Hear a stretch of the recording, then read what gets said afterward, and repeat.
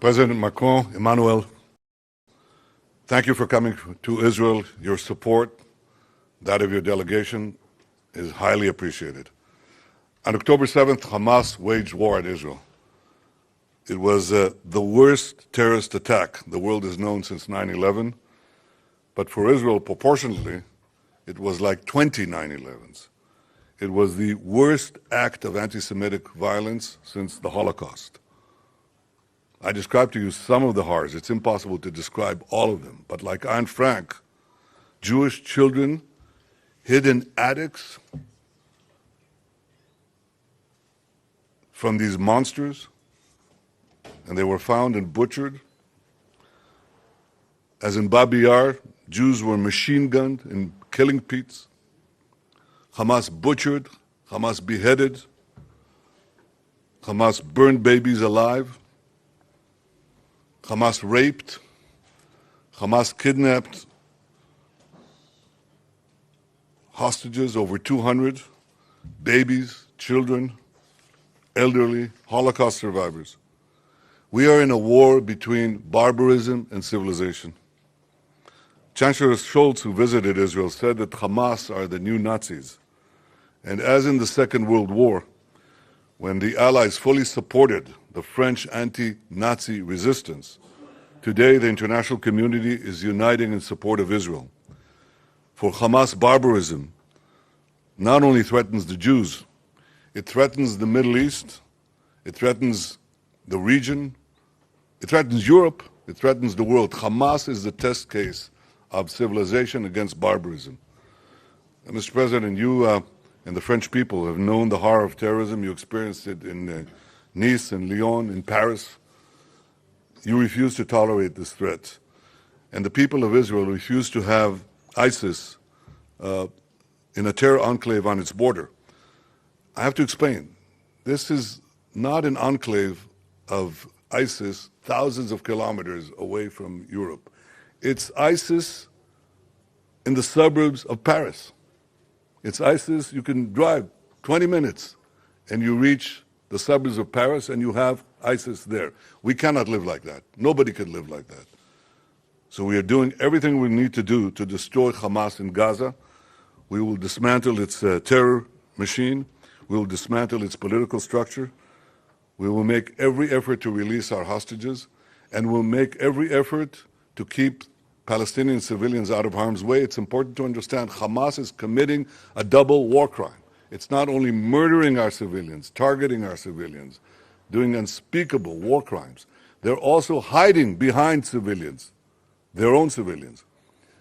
We asked the people of Gaza to leave, to go to a safe zone in the south where we're enabling humanitarian aid to reach them. Hamas is putting checkpoints with people with guns to prevent Palestinians from leaving the war zone. Hamas is responsible for civilian casualties, but we will do every effort to avoid them and to fight this war as speedily and as rapidly as we can, but it could be a long war. When this is over, the people of Israel will rebuild their communities, and the people of Gaza will no longer live under Hamas tyranny. But first, there's one condition for anything that could happen and the good things that could happen once this war is over. And that condition is that Hamas must be destroyed. And I thank you, Emmanuel, for coming here to Israel, for standing with Israel, for standing with us in Israel and expressing your support. We rely on your continued support as this important battle for our future, our common future, proceeds till victory. Thank you. Thank you very much, Mr. Prime Minister, dear Bibi. Thank you for your words, and I want to thank you for the discussion we had together in tete-a-tete and with our delegation. And I'm here to express our support, our solidarity, and our support for today, tomorrow, in all the different fields of this battle against terrorism. If you allow me, I will say a few words in French. I don't know if there is translation, but I will make sure that you understand. Monsieur le Premier ministre, je suis venu en effet ici exprimer au peuple israélien toutes les condoléances de la France. Ces condoléances sont celles d'un pays ami éploré devant l'acte terroriste le plus terrible de votre histoire et saisi par votre chagrin et votre douleur. Ces condoléances sont celles d'une nation qui, comme vous, a pleuré des jeunes vies, des vies ordinaires, des vies heureuses, fauchées par la sauvagerie du terrorisme. Ces condoléances sont celles de millions de femmes et d'hommes, nos compatriotes, qui ont été sidérés par le degré inouï de violence pure et de cruauté, et qui pensent aux familles endeuillées, aux familles brisées, aux familles angoissées. Les actes que vous avez subis dépassent tout entendement. Comme toutes les victimes du terrorisme, ces morts n'ont pas d'autre mobile que la haine pure. Le 11 janvier 2015, vous étiez avec nous, Monsieur le Premier ministre, lorsque nous marchions dans les rues de Paris et que nous pleurions nos morts. Vous nous disiez la solidarité des Israéliens. Je vous apporte aujourd'hui l'émotion et la solidarité des Français. Nos deux pays sont liés par le même deuil. 30 ressortissants français ont été assassinés par le Hamas. Et c'est pour mon pays l'attaque terroriste la plus meurtrière subie depuis 2016. C'est une page noire de notre propre histoire. Nous partageons aussi avec Israël une terrible épreuve, celle des otages. Plus de 200 Israéliens sont retenus. 9 Français le sont. C'est plus que nous n'en avions dans le monde entier jusqu'à présent. Et vous savez, nous savons, combien est insupportable pour un pays d'imaginer la captivité de certains de ses enfants. J'ai tenu à voir les familles des victimes et des otages dès mon arrivée. J'ai voulu partager leur détresse, leur redire le plein soutien de la France. Nous ne négligerons rien pour la sécurité de nos compatriotes à vos côtés. Nous employons avec Israël et d'autres partenaires à obtenir la libération de tous les otages détenus à Gaza. Ils doivent tous être libérés. C'est pour la France une priorité. Et pour cela, nous devons tout faire pour obtenir du Hamas la libération de tous sans complaisance. Et je veux ici remercier tous ceux qui nous aident à conduire ces discussions. Je suis aussi venu vous dire la solidarité de la France dans la lutte contre notre ennemi commun, le terrorisme. Rappeler devant tous le droit légitime d'Israël de se défendre face à ceux qui œuvrent à sa destruction. Cette cause est juste, point final. Le Hamas est un groupe terroriste dont l'objectif même est la destruction de l'État d'Israël. C'est aussi le cas de Daesh, d'Al-Qaïda, de ceux qui leur sont associés dans l'action et dans l'intention. La priorité, votre priorité, mais aussi celle de toutes les démocraties et de la France, est avec vous de vaincre ces groupes terroristes. Nous qui avons été frappés si durement par ces mêmes groupes, voulons vous dire une chose simple, vous n'êtes pas seuls.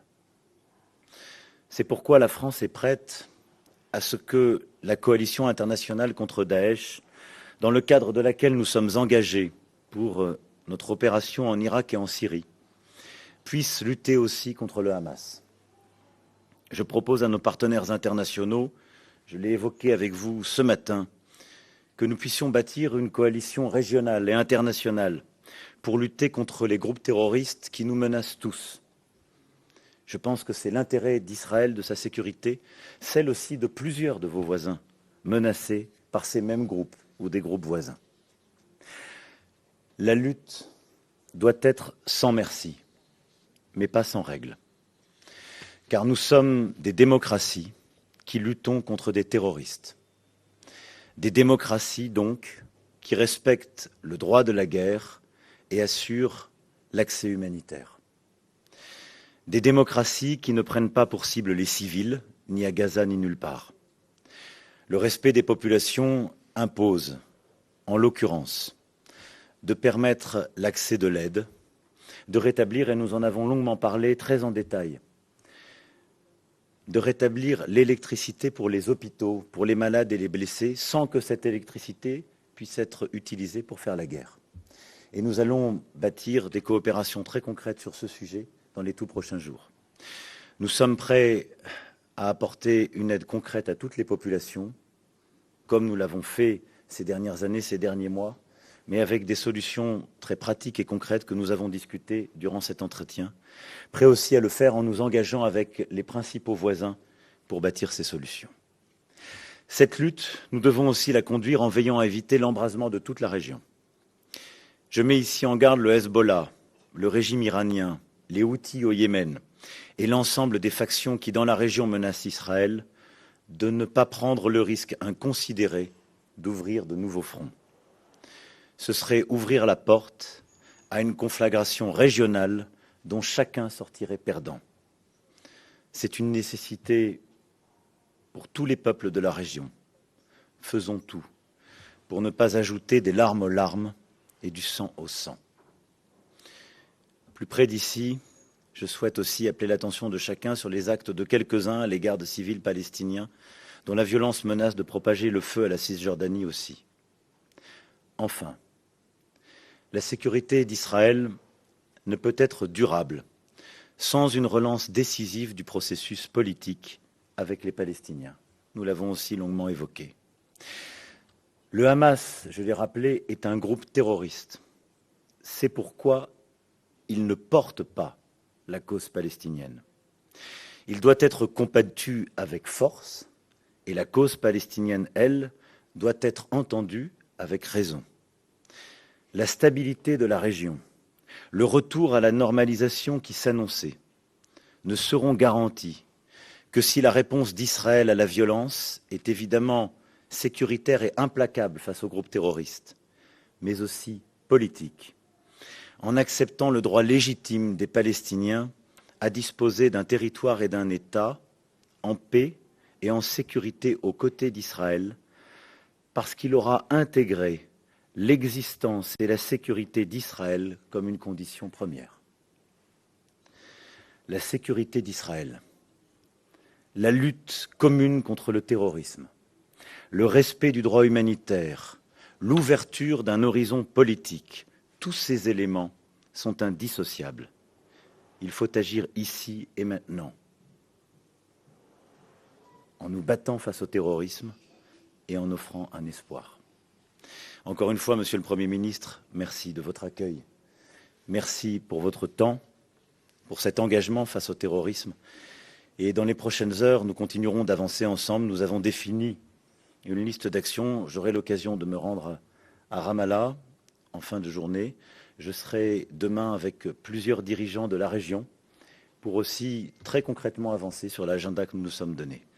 I want to thank you, Mr. Prime Minister, not just for your time, but because I'm lucid about the fact that this fight against terrorism is obviously a matter of existence for Israel, but it's a matter of existence for all of us. This is why we discussed together, and I just reminded this issue, but I consider that this is an international coalition in order to fight against these terrorist groups that we have to build. I just reminded my people in my language what we discussed about fight against terrorism, humanitarian action, rules to be respected, but as well political process. And obviously I warned against any escalation, and I want Hezbollah and some other regimes not to be part of what's happening. We had a very precise discussion, and I want to thank you for that. Now we will follow up this discussion in the coming hours in order to see what we can improve in the coming days, but I'm sure in the coming weeks and months. I know how committed you are. Let me express once again my solidarity, my friendship, and the fact that France stands with you in this awful terrorist act you had to experience. We are with your people. Thank you, Emmanuel. Since you mentioned the regional aspects, let me say a word about that.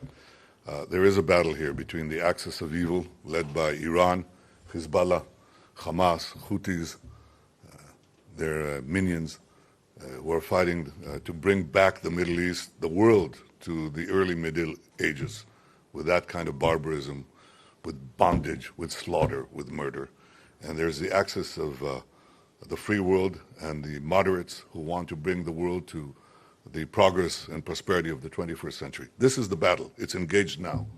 The test for the West and for civilization is Hamas. If Hamas emerges victorious, we will all lose. Europe will be endangered. Everyone will be endangered. Civilization will be endangered. So if Hamas wins, if Hamas loses and is defeated, then the forces of civilization win. That is why this battle is not merely our own. It's Europe's battle. It's America's battle. It's civilization's battle. It's the battle for the heart and soul and the future of the Middle East and the Arab world.